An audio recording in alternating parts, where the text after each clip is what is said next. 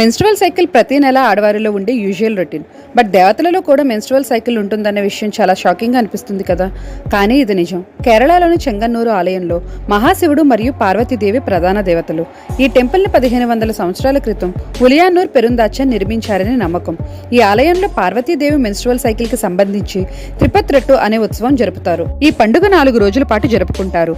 ఎప్పుడైతే దేవి వస్త్రంపై bleeding states కనిపిస్తాయో అక్కడ ఆలయంలోని పూజారులు దేవి వస్త్రంపై ఆ స్టెయిన్స్ ని గమనిస్తారో అప్పుడు వారు తాజామాన్ మడోంలోని సీనియర్ మహిళలకు దేవి యొక్క వస్త్రాన్ని చూపిస్తారు. వాళ్ళు ఆ స్టెయిన్స్ ని మెన్స్ట్రువల్ సైకిల్ గా కన్ఫర్మ్ చేస్తారు. తర్వాత వారు పార్వతీదేవిని 4 రోజుల పాటు గర్భగుడి నుండి వేరు చేస్తారు.